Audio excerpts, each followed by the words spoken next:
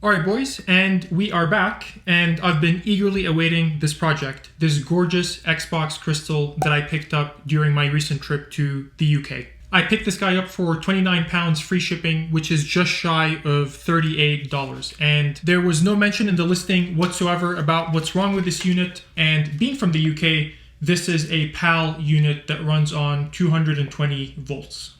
For those of you that may not know, the Xbox crystal is fairly common in the UK and the rest of Europe, and it was actually a limited edition release in Canada as well. So as far as I know, all the NTSC variants of this console that you find in the US actually made their way down from Canada.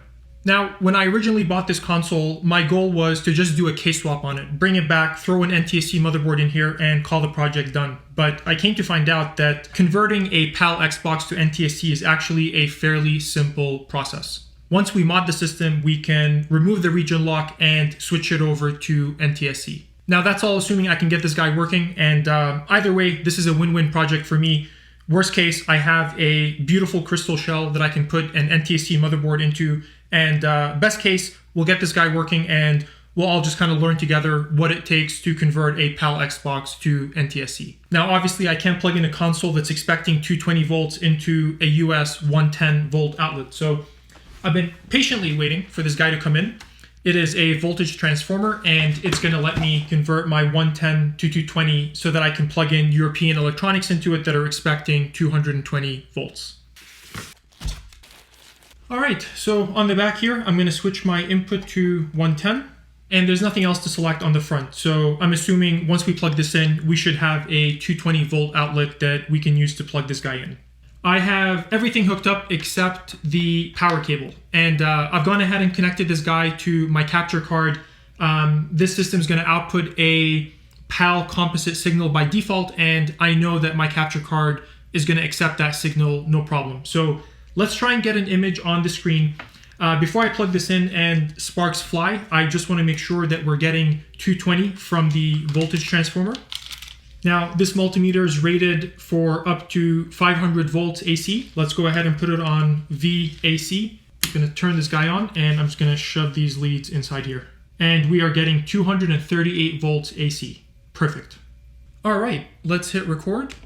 I'm going to plug this guy in and turn it on.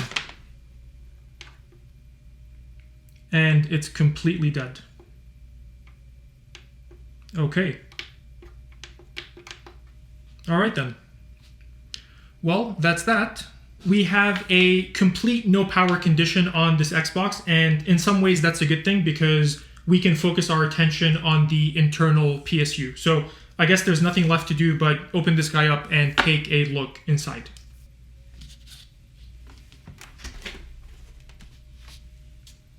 Hot air is set to 100 Celsius, so we'll just give this guy a minute to warm up and we'll go ahead and get started.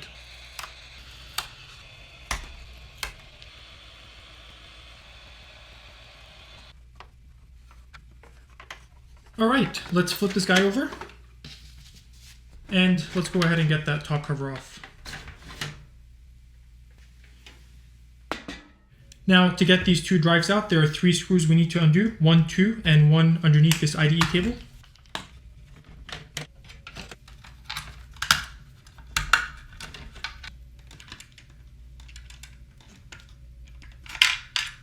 Okay, DVD drive cables come off really easy.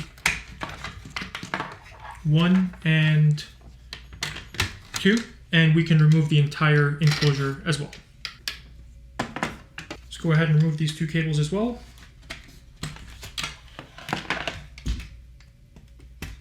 We can tell right away we are looking at a V1.6 board. Every other revision of the Xbox has 2 unpopulated RAM banks right here, and the 1.6 does not. I think we can make a pretty educated guess as to what's wrong with this Xbox. These capacitors look like they're about to explode. Well, some of them already have. That's crazy. I've never seen capacitors like this inside an OG Xbox, and I've worked on several on the channel. The leaky clock capacitor aside, that's obviously something we always have to address in all prior revisions of the Xbox. It's not an issue with the 1.6, but as far as the system caps go, I've never seen capacitors that look like this. All right, I am going to order a capacitor kit for this ASAP. I don't think there's any point doing much fault finding when you have capacitors that look like this. I've gone ahead and ordered a capacitor kit for both the motherboard and the power supply.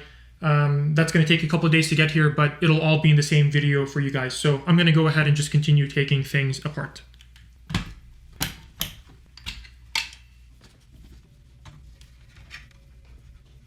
We should be able to take the motherboard out. There she goes. And last two screws holding down the power supply.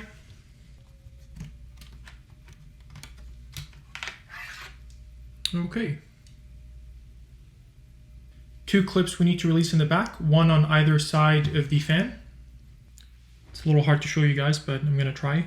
Just get one spudger up in there. Pull that back. And then another one. Try and leverage the fan up. Okay.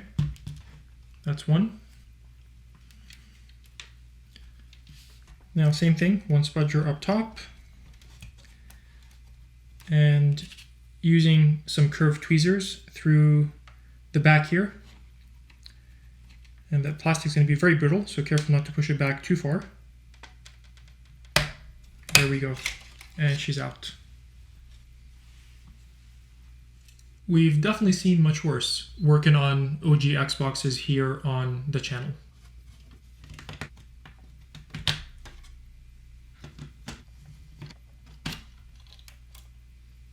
This is about as far as I'll usually go tearing down my Xboxes. Anything that we need to clean or access electrically, we can get to. And we'll take the bottom case down to the garage and hose it off with the air compressor. And the top case will get a little bath in the sink with some dish soap just to get it looking like new again.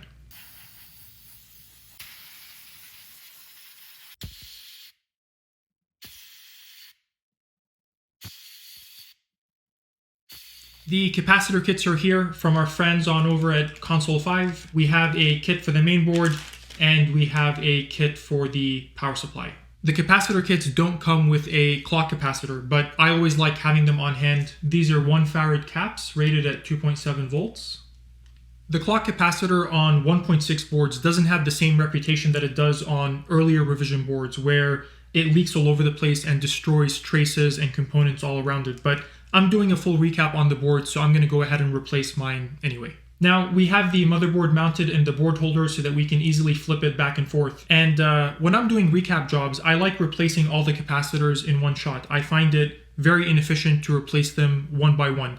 On any of the recent recap projects that I've worked on, you guys might have noticed me referring to a capacitor diagram that I printed off from the Console 5 wiki. And they don't have one for the OG Xbox, so I'm going to quickly make my own. It's only going to take an extra 5 minutes, and I find it incredibly helpful to stay organized on a large recap project. 5 minutes of work up front, greatly going to minimize the odds of us making any mistakes.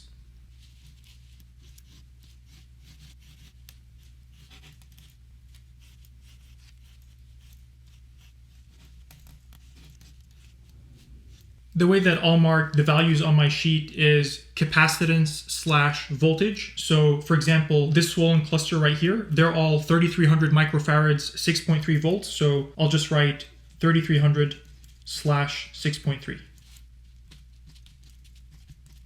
All right, all the values are marked. The last thing to take note of is the polarity. And always double check your work because I already found one mistake. This guy right up top, I marked him backwards, so should be negative up top.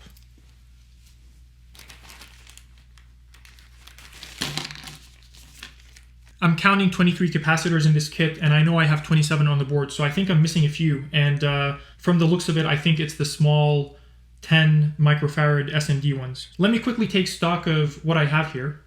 It looks like I have everything minus the 3 10 microfarad surface mount caps. So I'm going to go ahead and remove everything else except these 3 capacitors for now. I can always come back and swap those out later. I doubt that's our biggest issue with the board anyway, just given that these big leaky ones are kind of staring at you in the face. The very last thing I'm going to do in terms of prep is mark the pin locations of all the capacitors on the underside of the board. That way I don't have to keep flipping it back and forth while I'm working.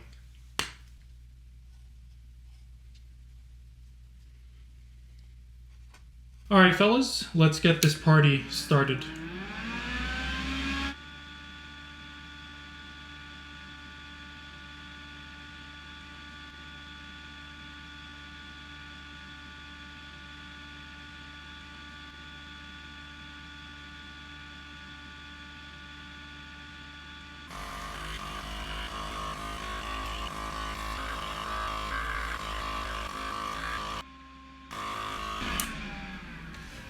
That's it for the desoldering gun. Let's go ahead and remove the SMD cap with some hot air.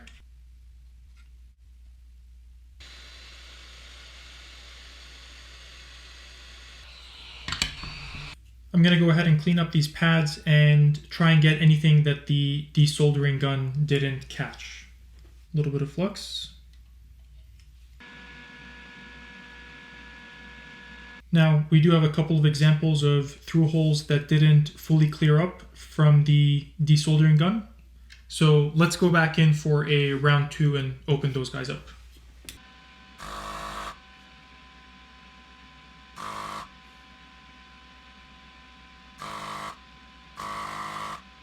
That's most of the hard work done, and we have no ripped pads.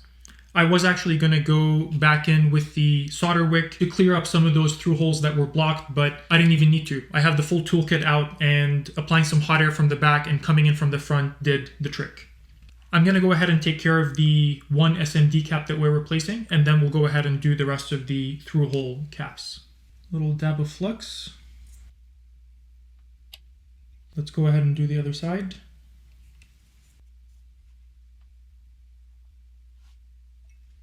All right, let's get these new caps in here, being very mindful of the polarity.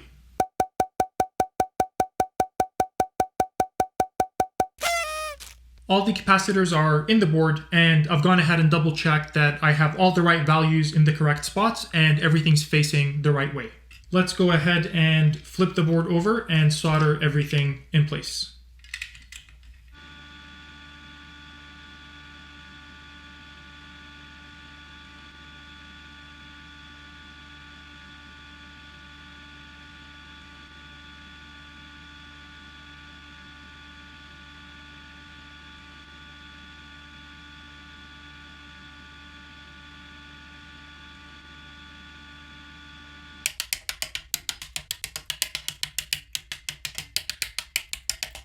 These joints are all looking really good.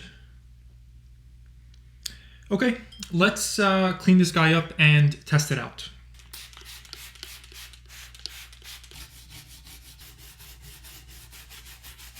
I'm gonna hook this guy up and give it a quick test. Now, I haven't recapped the power supply yet, and I intend to, but if it shows signs of life, at least we'll know that the issue was the system caps, specifically the system caps under the CPU here that were all leaking.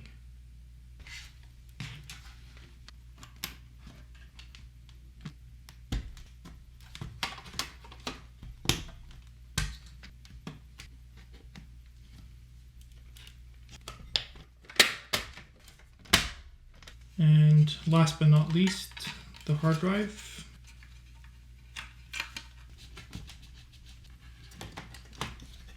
I'm gonna be so happy if this works. Power, record, and man, amazing. Amazing. Oh man, isn't that the most beautiful sound in the world? All right. Is the drive dead? Oh, drive's not opening. It's probably got a busted belt. Okay. Not a problem. So here's what I'd like to do. We now have a working system. It turned out to be the caps. You know, sometimes you don't have to be a genius to work on these systems and figure this stuff out. If your caps look like that, just order a cap kit and swap them out. However, the drive doesn't, drive door's not opening, probably a busted belt, so I'm gonna have to order one of those. Next time, we will install a new drive belt, we'll get the drive working, we will recap the power supply, and we will hard mod the system and install a mod chip. And given this is a 1.6 board, that means we're gonna have to rebuild the LPC port as well. Something that I'd appreciate your guys' help with is regarding the NTSC conversion on this revision PAL motherboard. Now, installing a mod chip in here, that's going to remove the region lock, so I know that I can play NTSC games just fine, but we're going to be stuck at 480i. I don't think we're going to be able to get 720p or 1080i out of the console without using another tool like Enigma or Config Magic to unlock those advanced HD modes. And based on a couple of people that I've spoken with in the Xbox community, I think that those tools are not compatible with the 1.6. So if you've successfully done this on a 1.6 board and you've converted it to NTSC and unlocked those advanced HD modes, please let me know how you did that. I hope you guys enjoyed this one. I love working on these Xboxes. They're some of my favorite projects. And part 2 should be fun. We have quite a bit of work ahead of us. It'll just depend on when I get the belts for the DVD drive. I have everything else to do the rest of the work. So if not next week, it'll be the week after that. Thanks for watching, and I will see you again soon.